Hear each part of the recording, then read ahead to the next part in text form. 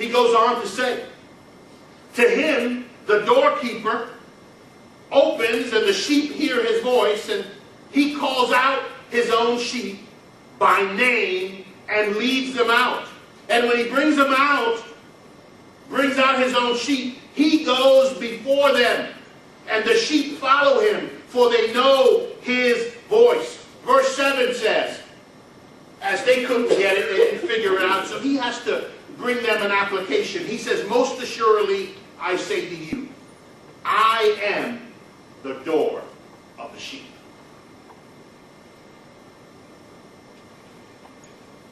Let me just explain to you something that happens.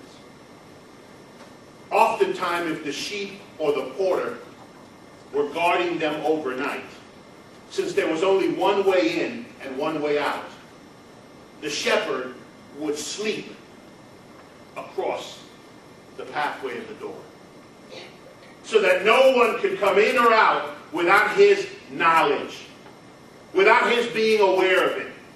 Jesus says to the crowd simply this, I am the only door. Ladies and gentlemen, I want to make this very clear. Despite what we hear, despite what we listen to on television, despite all the news reports, there is only one way to get to Jesus, to get to God, and it's through Jesus Christ. Amen. You know, they want to call us exclusive, an exclusive religion. They want to say that we like to segregate ourselves. They like to say we like to separate ourselves. But I'm here to tell you the truth of the gospel is this. Jesus is the only way. It would annoy me to no end to watch someone on television who goes to this church, or someone that I know, interviewed on the news, and they're asked, well, what is it, how do you get to heaven? How is it that you can get to heaven? What do they teach you in your church about heaven? Well, if you're a good person,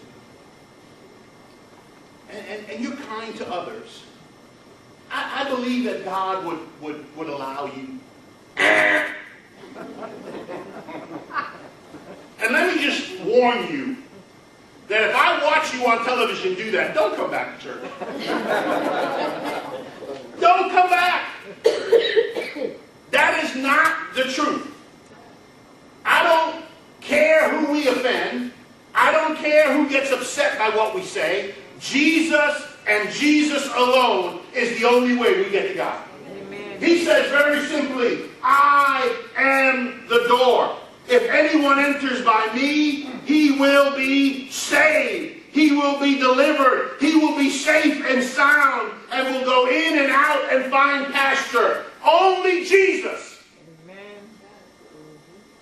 Again, you're watching all this stuff on television. It drives me crazy. My blood pressure goes up a little bit when you watch all this stuff.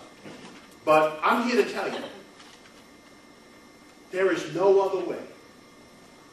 And Jesus was announcing to the people, you guys are missing it. You guys are missing it. I'm going to give you an opportunity to get it right. Jesus not only came to give his life for us, Jesus also gives his life to us. See, because he goes on to say something that I want you to grab hold of. This should be one of your life verses. Because I could promise you in a room this size, we could go on and on forever talking about the struggles that we're having. We could talk about the sorrows that we're facing. We could talk about the turmoil. We could talk about the family issues. We could talk about our finances. We could do all of this stuff. But I'm here to tell you, Jesus said, the thief does not come except to steal and kill and destroy. All they want to do, all these religious leaders want to do, all the enemy wants to do is exploit you and take you out of your comfort zone and take you to a place where you can't enjoy life. But Jesus says, I have come that they might have life and have it more abundantly. Amen. Abundant life. A cup filled to overflowing. See, Jesus says he saves, he secures, and he satisfies. Ladies and gentlemen, behind door number 1, Jesus says there's life. Life. What would you testify to today about your life? Jesus says, I'm offering you a life of fullness. I'm offering you a life of freedom. Now, you need to understand something. That does not mean that you're not going to have troubles. Matter of fact, Jesus chapter 16, verse 33 of this same gospel says, in life, he's talking to his disciples. He says, in life, you will have trouble. You see, not many people want to admit to this. But that's the truth. You're going to have troubles. No one promised you a rose garden. But I'm here to tell you, you will never, ever be alone again. What's behind door number 1? Life. Abundant life. More life than you know. You see, we oftentimes forget that the devil is not that dumb. He wants to offer you what appears to be life. He wants to offer you choices that appear to be oftentimes very satisfying. He wants to offer you things that will entice you to walk away from your beliefs. He wants to offer you things to take away your testimony.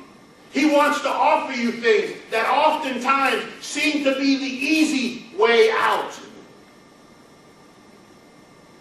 That's why I'm not a big proponent of alcohol and things of that nature, because I believe they are just simple devices of the enemy to take our focus off the things we need to focus on.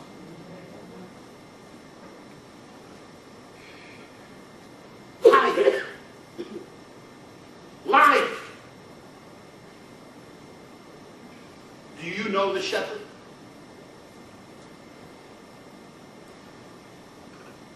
Jesus says, I have come that you might have life. What's behind door number 1? Life. But it doesn't end there.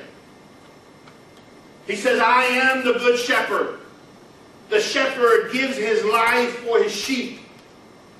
He goes on to say, verse 18, no one takes it from me, but I lay it down myself. I have power to lay it down and power to take it again. The command I have received from my Father.